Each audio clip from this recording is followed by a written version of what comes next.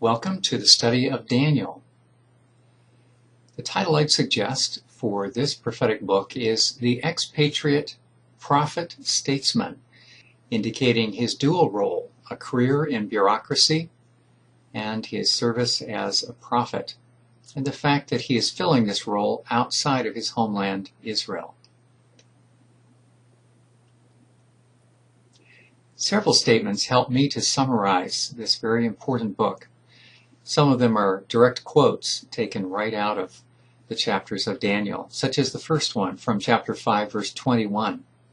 A major point of this book is to indicate that, quote, the Most High God is sovereign over the kingdoms of humankind and sets over them anyone he wishes. Daniel is operating outside Israel. He's in foreign territory. He is operating with empires, the Babylonian Empire, which has succeeded the Assyrian and will be toppled by the Persian Empire. Daniel will serve in the Persian Empire as well. So he's very conscious of world powers and even more conscious that the God he serves is sovereign over those merely human empires, and God can set up any ruler he wishes. Secondly, from chapter 2, verse 22, God is in the business of revealing deep and hidden things. There is a considerable amount of revelation that goes on in the course of this book, revelation of events pending. And from chapters 3 and 6, indications that God is able to deliver his followers from regimes which are oppressive. However, not everyone will be rescued. Chapter 11, verse 33 indicates that some will perish, even though they are close followers of God. So these are some of the themes which weave through the rich 12 chapters comprising the book of Daniel. Let's now look at an outline of these 12 chapters, broken into two parts. Part A will give us a sequence of 6 stories concerning Daniel and his friends. First is the account in chapter 1 of Daniel and his friends arriving in Babylon, deported in 605, and determining that they will not defile themselves with food which would not be appropriate for a Jewish person to eat. Let me put up on the right some of the information which we have regarding locations and dates.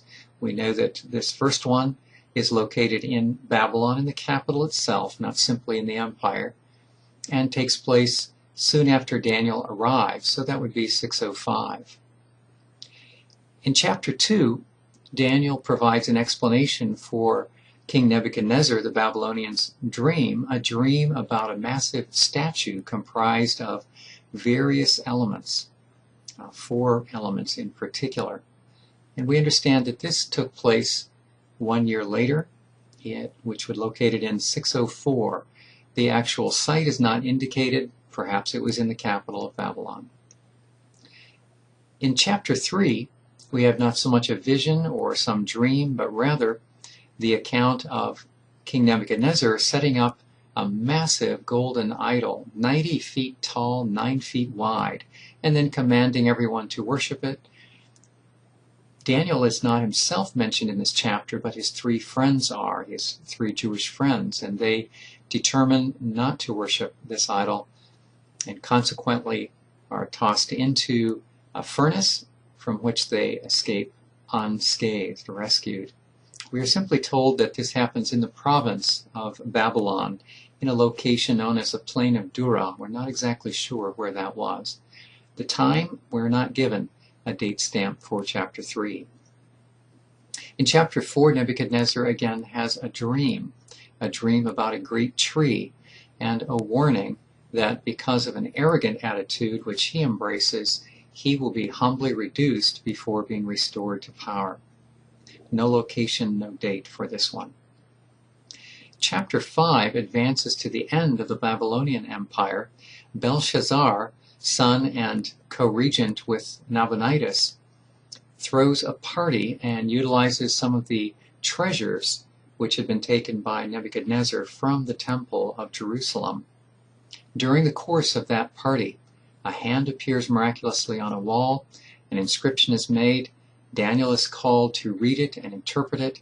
Daniel indicates that the lights are about to go out for the Babylonian Empire, and that same day, in fact, the Persians come in and conquer Babylon, the capital of the empire. We know from other resources that this took place on October 12 of the year 539, as Cyrus II led the Persians in conquest of the Babylonians. The last of Part A, Chapter 6, tells about a plot against Daniel as a leading bureaucrat in the Persian Empire. We are not given the location of it. We are told that the ruler is named Darius, so we understand it would have been somewhere following 539, since the Persians are now in power. Part B takes the remaining 6 chapters, and these are rather indications of heavenly messages, visions, and comparable experiences. Chapter 7 is a vision which Daniel receives, and we're told that this happens while Belshazzar is the ruler.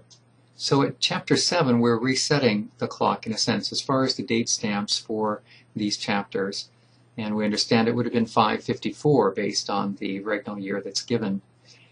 There are 4 beasts that show up in succession with some contention, and these represent various rulers or empires.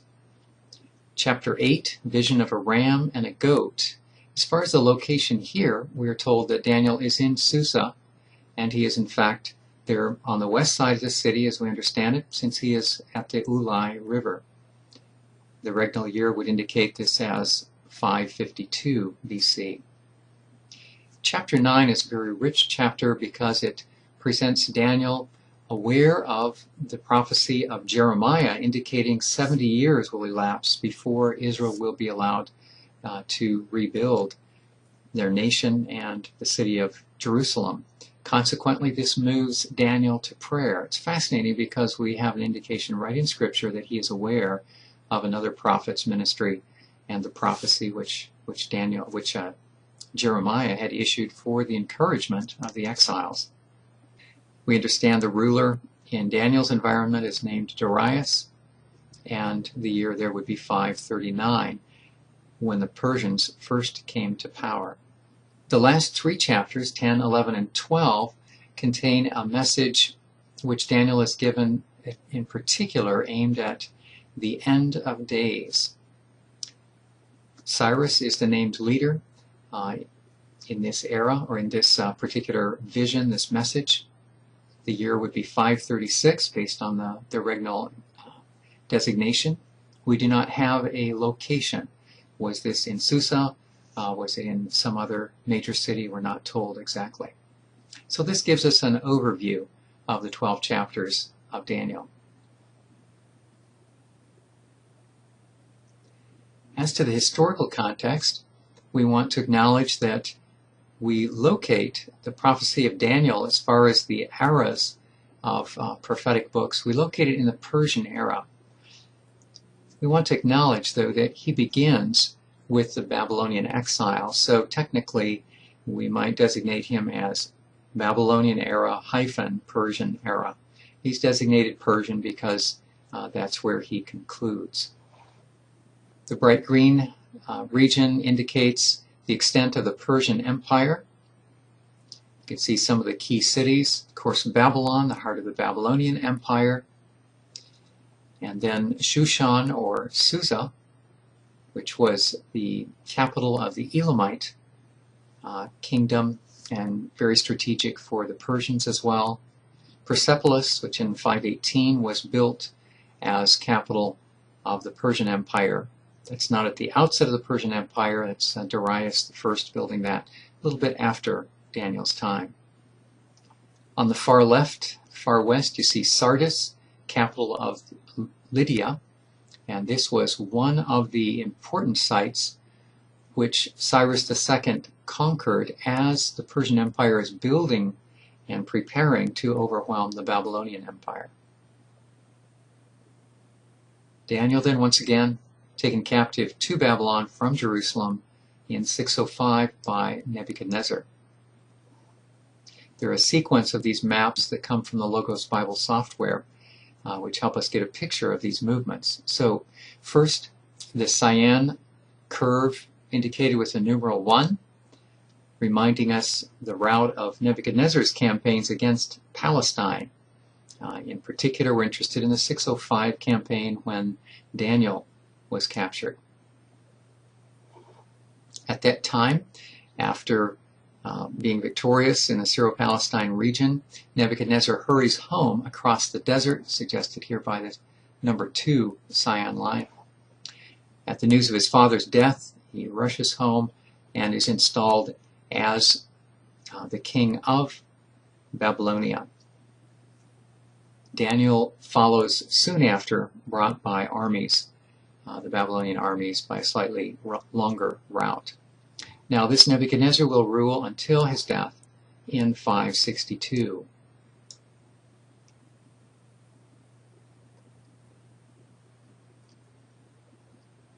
He's followed after an interval of 6 years with a rapid succession of a variety of leaders, followed in 556 by Nabonidus.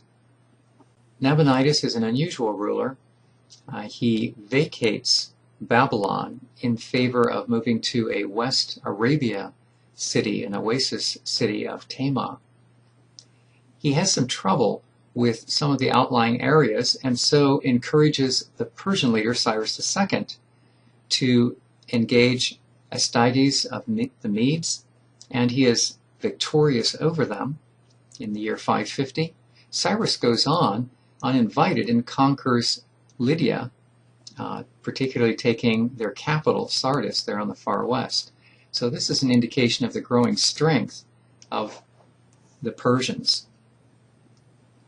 The red line on this map points out the fact that Nabonidus, who was ruler of Babylon at that time, a successor, after a 6-year interval, successor to Nebuchadnezzar, leaves Babylon. He places his son, Belshazzar, in charge of Babylonia, and particularly the capital of Babylon, while he is gone. He is gone for approximately 10 years. And the fourth line, the cyan, reminds us that with Nabonidus' approval, Cyrus II of Persia takes care of the Medes, which was a problem to Nabonidus, and then moves on to the west to conquer Lydia, in particular its capital, Sardis. With this strength that Cyrus II is amassing, he then turns his attention back to the Empire of Babylonia, finally taking the capital itself on October 12th, 539. This is something that Habakkuk prophesied would happen. Eventually, violent Babylon would itself be punished. Cyan line number 5 depicts Cyrus II conquering the capital of the Babylonian Empire in 539. Soon after gaining control of the Babylonian Empire, Cyrus of Persia swiftly issues what came to be known as the Edict of Restoration. This was a benevolent policy which made him dearly loved by so many of his people, the people that he ruled over. And the reason was this: he had inherited along with the empire many, many displaced persons who, such as the Israelites, had been deported. With the Edict of Restoration, he authorized them to return to their homelands. The Jews were one of those groups who received that permission. This is one of the most amazing and remarkable archaeological finds, because here we have what's come to be known as the Cyrus Cylinder, and it records for us this Edict of Restoration. You can find it in the British Museum.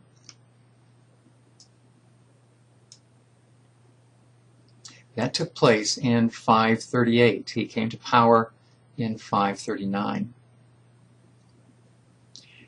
As we lay the time span of Daniel's ministry, roughly 605 to 536, alongside that of other prophets, it's interesting to observe that he overlaps with Jeremiah.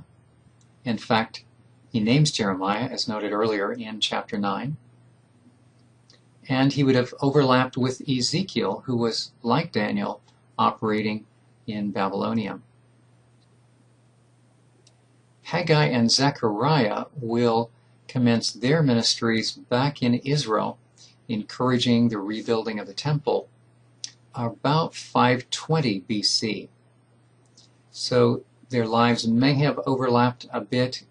If not, Haggai and Zechariah come relatively soon after the last date that we have for Daniel.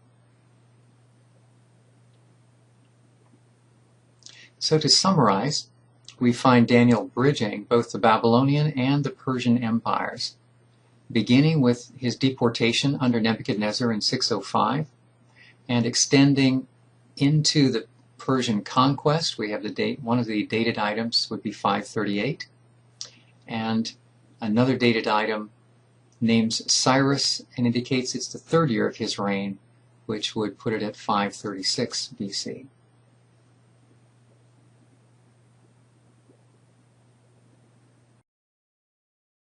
With the help of this timeline, we'll be better able to get a picture of the events surrounding Daniel's ministry. We want to keep in mind that Nebuchadnezzar, leading the Babylonian Empire, is exerting powerful strength. He's assisted at times by Cyaxares the Mede. Babylon exerts pressure on Israel. In particular, we're thinking of 597, when Jehoiakim is taken captive and Ezekiel along with him to Babylonia. The Babylonians establish Zedekiah as their appointed ruler in Jerusalem in 597. After an attempt to throw off Babylonian hegemony, the Babylonians return to Jerusalem, lay siege for a year and a half, and eventually the city falls to them in 586. Over this period, Jeremiah is serving as prophet on location in Israel, in Jerusalem. Nebuchadnezzar dies in 562. Over the next 6 years, the Babylonian Empire experienced a series of rulers, leading to the rise of a high official of Aramean origin by the name of Nabonidus. His is an unusual reign in two regards.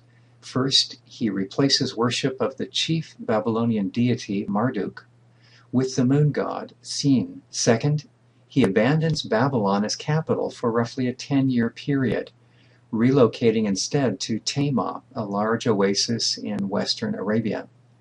During that period, he leaves the capital in the hands of his son Belshazzar. This is the Belshazzar that we know from the story of the handwriting on the wall in Daniel chapter 5. Nabonidus will return to Babylon, but it will be too late. The Persians gained strength under Cyrus II, eventually becoming strong enough to overthrow the capital of Babylonia, the city of Babylon itself, in 539. At that time, as the Persians inherit the Babylonian Empire, they inherit with it the various displaced peoples, including the Israelites. Cyrus' policy is one of goodwill. He wins over many people by treating them kindly. Case in point, his Edict of Restoration only a year after he has taken over the Babylonian Empire. 538, then, is the time when Israelites, among others, are authorized to return to their homeland if they wish. One event which I purposely withheld, and you may have observed that, is the fact that Daniel, back in 605, during the reign of Jehoiakim, is taken captive, deported by the Babylonians under Nebuchadnezzar, taken to Babylonia. And that is the onset of his recorded ministry.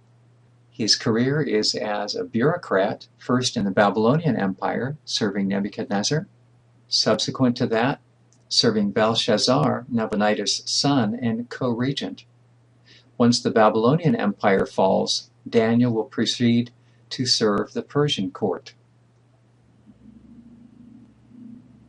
We can review some of the same events in a little different fashion with the use of this chart. As usual, focus particularly on the third column from the left, the one headed in yellow, Israelite prophets. Here we locate Daniel, whose ministry spanned roughly 605, the onset of his deportation, to 536. It's during the reign of Israelite King Jehoiakim that he is deported.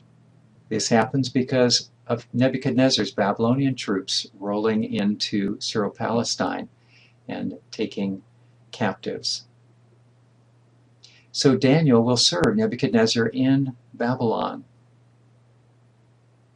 Nebuchadnezzar returns and lays siege to Jerusalem while Daniel is still in Babylon. Jerusalem will fall to Nebuchadnezzar in 586. Nebuchadnezzar dies in 562. After some upset in rule, Nabonidus, together with his son Belshazzar, come to the throne. Daniel continues to serve the Babylonian court. Cyrus II comes to a period of power leading the Persian Empire, eventually gaining enough strength to overthrow the capital of Babylonia, the city of Babylon itself, in 539.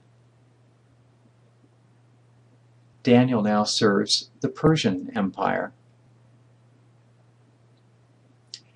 Cyrus II issues a benevolent edict, the Edict of Restoration, 1 year into his position of authority after overthrowing the Babylonian Empire. That takes place in 538. At this time, Israelites, among others, are authorized to return to their homeland.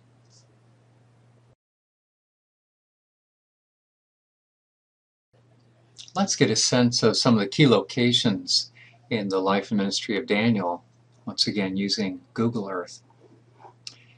He would have been originating in Jerusalem when in 605 Nebuchadnezzar deported him along with several other elite members of that country, and then was brought likely over this route to the Empire of Babylonia, in particular to Babylon.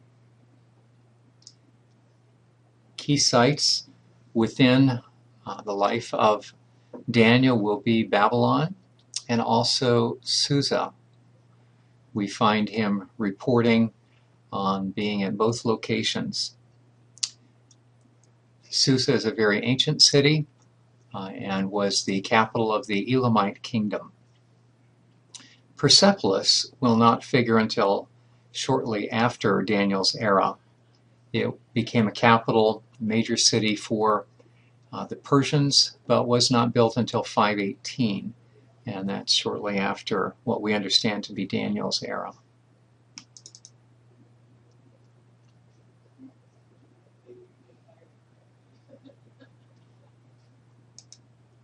So here we are on the ancient site of Babylon, the palace grounds.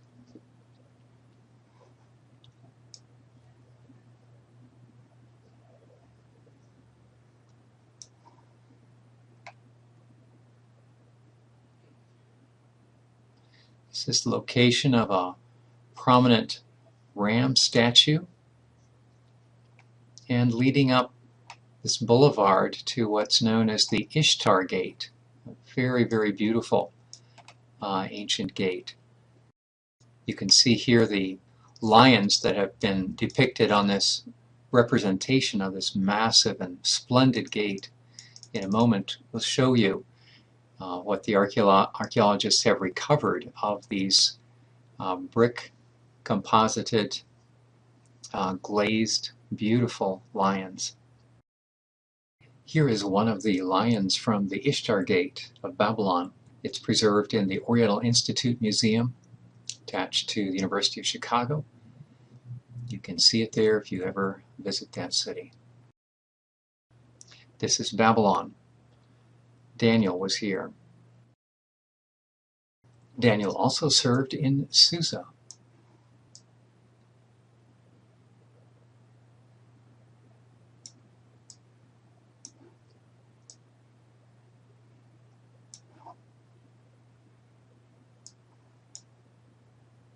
What you see here in this somewhat diamond-shaped enclosure is the actual excavation area of the royal city of Susa.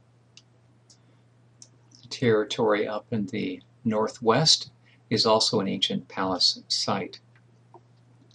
To get a better idea of the layout, let's make use of an overlay provided by the Iranica Encyclopedia, found at www.iranica.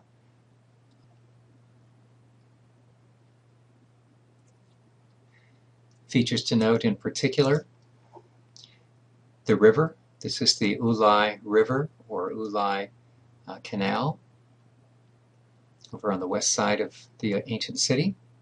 The diamond-shaped ancient city itself of Susa or Shushan. The palace of Darius I. And it's interesting to note the Acropolis here as well. The palace of Artaxerxes II is located off to the northwest.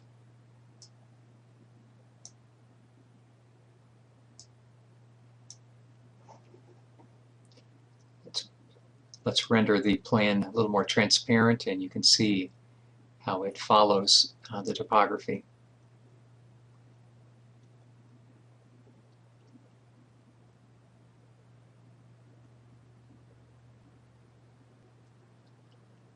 This is ancient Susa, a venerable city and a place where Daniel served.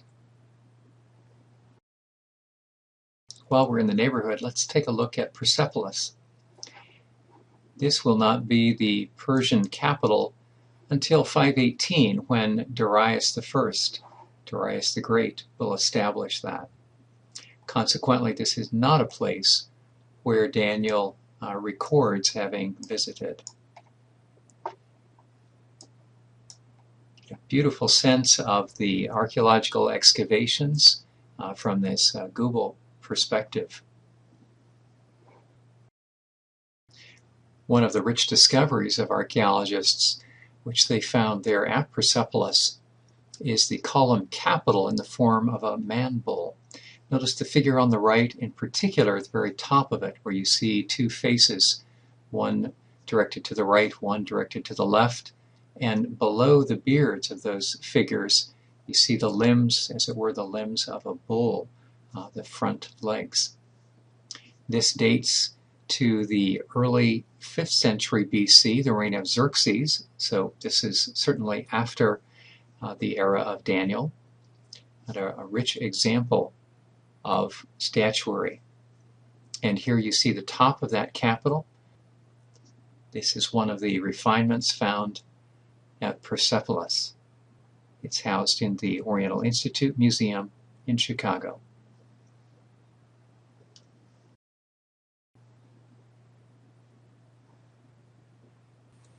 Now let's consider Daniel as an individual. What can we learn about him? A few points.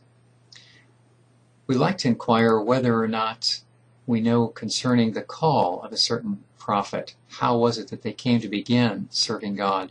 We don't have anything like this.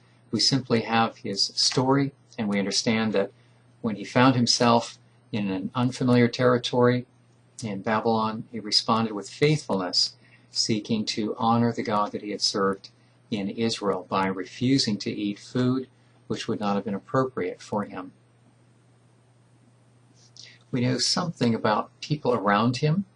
For example, we have the names of some fellow travelers, Jewish colleagues, and we have one report that when they were in duress, they got together and they sought God's help, and God provided a revelation which gave them particular prominence in the Babylonian Empire, because here were some people, Daniel in particular, who was a mouthpiece for God, interpreting a dream that Nebuchadnezzar had received.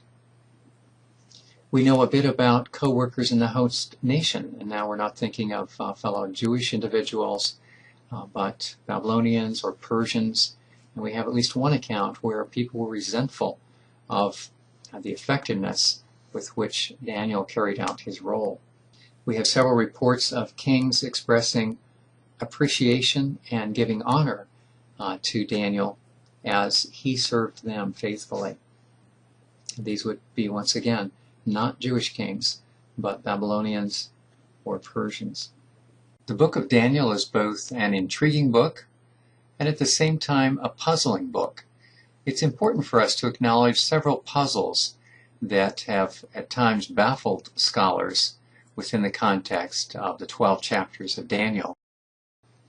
In the comments that follow, I'll be drawing on Gleason Archer's book on the Old Testament, as well as Hassel Bullock's book on prophets. The first involves the placement of the book of Daniel among the Ketuvim, as it's known in Hebrew, this particular collection, subunit of the Hebrew Bible. Ketuvim is the writings, and this would include Psalms, Proverbs, books such as Esther, Ezra, and Nehemiah. And our interest here is asking the question, why do the Hebrew scriptures locate the book of Daniel in among those writings rather than with the prophets themselves? Why is Daniel not classed directly with Isaiah, Jeremiah, Ezekiel, some of these? Interestingly, Josephus indicates that Daniel was placed among the prophets, that is to say, that section of the Hebrew Bible known as the Nevi'im, in the 1st century. And so we conclude that its assignment in the writings, being relegated to Psalms, Proverbs, and associated with these books, Ezra, Nehemiah, Esther, this association must have come later. And the reason for its association there is not surprising. After all, Daniel was not appointed or ordained formally as a prophet, as we find, for example, Isaiah and Jeremiah being particularly called, or even Samuel. But rather, he remained a civil servant. In addition, the circumstances surrounding Daniel, when he is reported to have actually lived and served, those are relatively late and may bridge well with Ezra and Nehemiah. Of course, on that last point, one could observe that Zechariah and Haggai are operating in a time frame that's contemporaneous with Daniel, but they were included with the prophets. So you may want to concentrate rather on the fact that Daniel was not called as a prophet. We don't see that as his formal career. It's just something that became very, very significant as God began giving him a variety of messages. So first then, the placement among the Ketuvim in the Hebrew division of Scripture. Second involves the date of Jerusalem's invasion. It's been suggested that the date of Jerusalem's invasion, as reported through Daniel, when we come to the part of the book that deals with where he reflects on when that invasion took place. Some have seen some discrepancies between that and other places where we have record of the invasion of Jerusalem. Subsequent to that, it's been observed that Daniel seems to be following a Babylonian way of recording time and reporting events rather than a Hebrew way of reporting events, and this can even out that seeming discrepancy.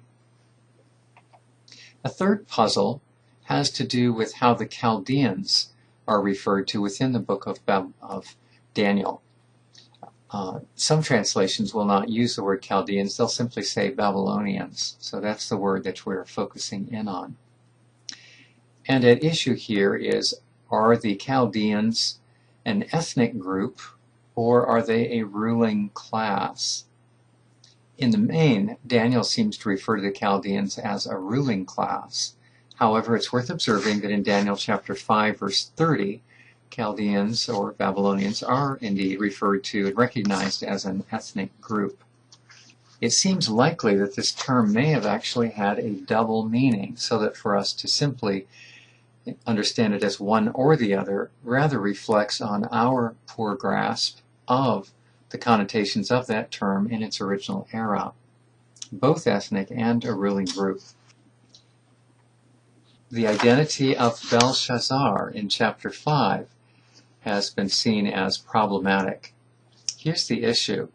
From other records, we know that Nabonidus was the leader of the Babylonian Empire at this time. And so the question has arisen, why does Daniel refer to Belshazzar, not to Nabonidus, in this period? However, later discoveries from cuneiform tablets do actually refer to Belshazzar as quote-unquote son of the king. And so we've come to understand this as a co-regency. As a result, this supposed problem has largely dissolved.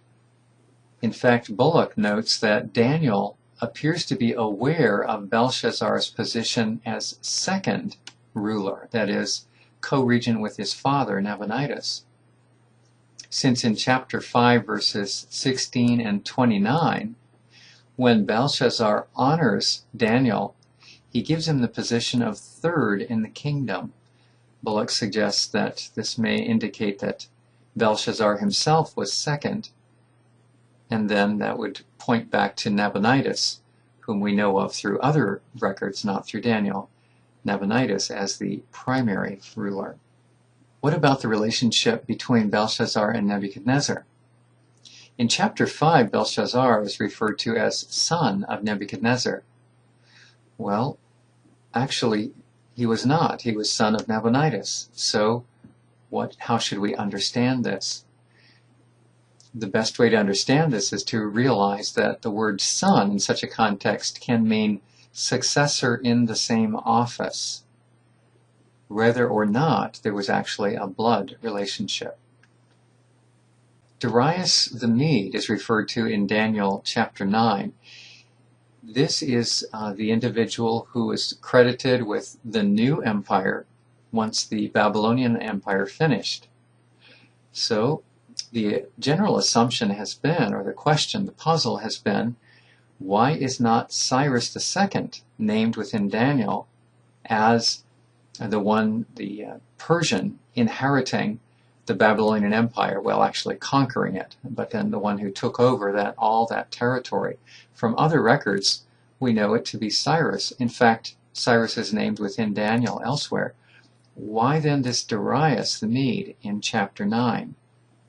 Some have proposed that since the name Darius is used, perhaps what is meant by this is a later ruler, actually, in the lineup, Darius, son of Histaspes. We know from other records that this individual, Darius, son of Histaspes, was the third successor of Cyrus. So there was a known leader of that empire subsequent to Cyrus. And as you can see, this would be problematic in Daniel because Daniel says that someone by the name of Darius was the first ruler over Babylon when the Babylonians fell and the Persians moved in. Scholars call our attention, however, to the way this is described, where the way Darius the Mede is described. First of all, he's listed not as Darius the Persian, but Darius a Mede. Darius, son of Histaspes, would not fit Daniel's description, particularly when he's described as a Mede. Further, the statement in Daniel 9:1 that Darius was made, notice that, homlach, he was made king over the realm of the Chaldeans, would indicate that he was invested with kingship by some higher authority. He was, in a sense, appointed. That wouldn't be said of Cyrus II. He was not made king. You might say he bullied his way in. He did not need anyone to authorize him. He was the king. So scholars call our attention to the particular statement that this Darius the Mede was made king and suggest that it would be someone like Cyrus who appointed Darius the Mede in this leadership position. And so it's suggested that he was installed, Darius the Mede was installed as viceroy, not king of the entire empire, but viceroy in Babylonia, this particular region, by Cyrus the Great, Cyrus II, who was, we know, the leader of the Persians when they overtook Babylonia. Well, that still doesn't answer the question, who would this Darius the Mede have been? And now, quoting from Archer, there is powerful cumulative evidence to show that he is to be identified with a governor named Gubaru. We know of this Gubaru from other resources, who is referred to both by the cuneiform records and by the Greek historians as playing a key role in the capture of Babylon and its subsequent administration. So what's suggested by Archer is that this Darius the Mede is none other than Gubaru, that we know from other resources as having been in charge of Babylonia, appointed by or authorized by the Persians, and Cyrus II over him. Well, then how do you come up with a name Darius? Well, why didn't they just say Gubaru? Well, here are some possibilities. The name Darius, or as it would have been in Persian, Darayavhush, according to William Foxwell Albright, may have been a title of honor, not his given name, but rather a title of honor, such as Caesar or Augustus in the Roman Empire. Those were not their original names. Those were names that they were given as extra titles of honor. In addition, if we examine medieval Persian language, we find that Dara, which is the first part of this Darius in its actual Persian form, Dara means king. So possibly, this is conjectural, possibly Darayavhush, Persian behind what's rendered in the Hebrew Bible as Darius, may have meant the royal one. Another possible explanation of this is that the record in Daniel is not to be taken as closely related to the historic events as I've described earlier in this lecture on the history and historical context of Daniel. If instead the book should be dated to perhaps the 2nd century or considerably later than the era that we generally located in, then perhaps we should not hold tightly to the historic references, but just understand that it conveys a general theological message of apocalyptic hope, some stories that are intended to encourage people of God's care over individuals following him even when they're in hostile circumstances. You'll find a number of scholars that take this late dating of Daniel. The material that I'm presenting here gives some alternatives to the late dating and suggests how do some scholars make sense of Daniel associating that book with the era that's described, particularly in chapters 1 through 6, locating it with the close of the Babylonian Empire and the onset of the Persian Empire. Another interesting puzzle involves what kind of languages we encounter as we read through the book of Daniel. Daniel is very unusual in that a slice in the middle, actually located towards the front, roughly half of the book, has been written in Aramaic, not in Hebrew. The break occurs at chapter 2, verse 4, the last half of it. And the content there is rather interesting. Chapter 2, verse 4 begins, "The Chaldeans said to the king," and then parenthetically in Aramaic, and right there the text switches from good standard biblical Hebrew over to good standard Aramaic. "O king, live forever. Tell your servants the dream, and we will reveal the interpretation." That is attributed to these Chaldeans who would normally speak in Aramaic, and that's an important feature. This is not like bringing in a totally alien language. This would have been the everyday language of the people surrounding Daniel in Babylon. So very appropriate that just when the Babylonians begin to speak in chapter 2, the Chaldeans begin to speak, why the message is presented in their own language. Curiously now, it stretches out through the end of chapter 28. Chapter 28 being the first of the apocalyptic visions which Daniel has, the first in that second half of the book, 7 through 12. All of chapter 7 is in Aramaic as well. That happens to be the vision of the four beasts and the announcement that God is sovereign over all and he is the ultimate ruler. And then as chapter 8 opens up, the language reverts back to standard biblical Hebrew. So it's a curious development. We don't know exactly why this happens. I'll just offer a theory or two that may account for it. Some suggest that perhaps the book was originally entirely, chapter 1 through 12, written in Aramaic, and then partially translated back to Hebrew. Perhaps this would have helped so that the book would have been acceptable for the canon of Hebrew Scriptures to make it feel authorized. Well, the problem with that argument is this: why didn't the translators go all the way? If they wanted it to be acceptable in Hebrew, why did they leave a center block in Aramaic?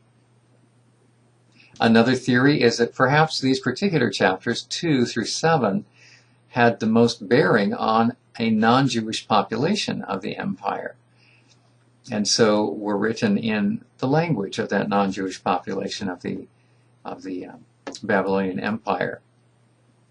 Chapters 1 and then 8 through 12 may have had a little more relevance for Jewish population, and so would be left in Hebrew.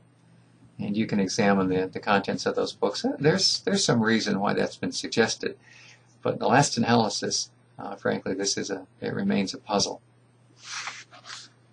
The next involves looking forward beyond the reported time frame of Daniel himself and the Babylonian start of the Persian Empire, looking forward out of that era to a historic individual known as Antiochus Epiphanes. The question that arises is this: as we examine how Daniel describes certain events, particularly along about chapter 11, verse 31, as we examine these events and then compare later history and what took place, particularly the desecration of the Temple of Jerusalem by Antiochus Epiphanes in 168 BC, there is a striking degree of similarity with Daniel's predictions, his prophecies. So much so that some have been uncomfortable with that and felt that this could not have been predictive prophecy, but rather after the event, and then casting it back, retrojecting it as if it were predicted. There's just such a high degree of correlation.